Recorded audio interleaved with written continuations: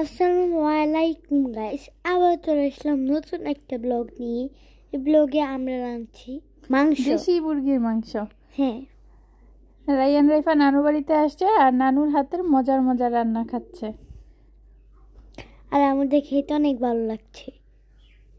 নানু বাড়িতে কিন্তু আসাটি মজা, মানে স্কুল বন্ধ, ঘুমাতে পারি, অনেক কিছু করতে পারি, খেলতে পারো, সারাদিন খেলাধুলার উপরে ব্যস্ত থাকো। হ্যাঁ, ব্লগ করি, ইউটিউবে সময় দিই, কত কিছু করি। আর আর আপনারা এটার জন্য একটা লাইক, কমেন্ট, শেয়ার সব করে দিবেন।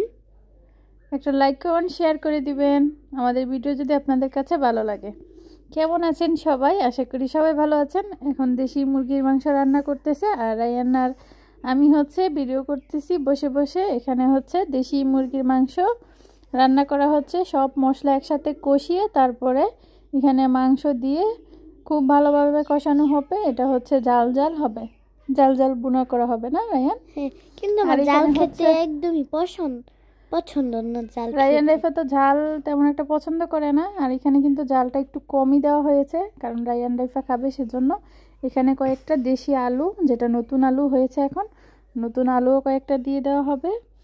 আর তরকারির কালারটাও দেখেন কি সুন্দর হয়েছে। মশলাটা আসলে কষানোর উপরে তরকারির স্বাদ অনেকখানি নির্ভর করে। যত ভালোভাবে কষানো হবে তরকারিটা কিন্তু তত ভালো স্বাদ হবে। রান্না অনেকটা হয়ে আসছে, আর যেহেতু দেশি মোরগ একটু সিদ্ধ হতে সময় লাগবে। আর মাটির চুলায় রান্না, বুঝতেই হবে মাটির চুলায় রান্না অনেক বেশি মজা হয়।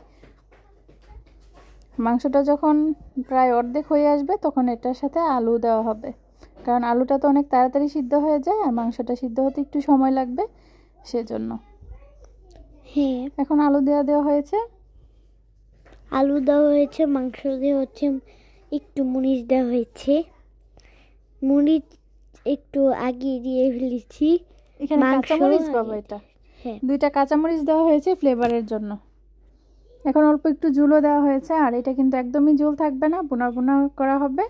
আর এদিকে গরুর মাংস রান্না করা হচ্ছে, হাতে মাখিয়ে তারপরে গরুর মাংস রান্না করা হবে। এখানে পেঁয়াজ, আদা, রসুন বাটা আর সব রকমের মশলা, হলুদ, মরিচ, ধনিয়া, জিরার গুঁড়া এবং গরম মশলা সব কিছু একসাথে দিয়ে হাতে মাখিয়ে তারপরে চুলাতে বসিয়ে দেওয়া হবে। আর তোমার নানুর হাতের গরুর মাংসটা কেমন হয় খেতে? ভালো, অনেক মজা হয়। হ্যাঁ, আম্মুর হাতের রান্না অনেক মজা হয়। তাই তোমার আম্মুর হাতের রান্নাটা বেশি মজা নাকি নানুর হাতের রান্নাটা অনেক মজা? দুইজনেরটা, আমি বলতে পারবো না কারটা, কিন্তু দুইজনেরটা। দুইজনেরটাই না?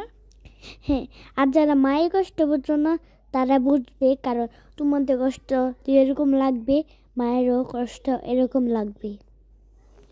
রায়ান বলতে চাইতেছিল যে মায়ের কষ্ট বুঝবেন সবাই, মা যেন কষ্ট না পায়, সেটাই তো নাকি?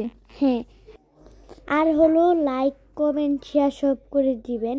তাহলে আজকের মতো আমি গেলাম, এখন আমার আম্মু একটু কথা বলবে। সবাই ভালো থাকবেন, সুস্থ থাকবেন, দেখা হবে নতুন কোনো ব্লগে। আল্লাহ হাফেজ।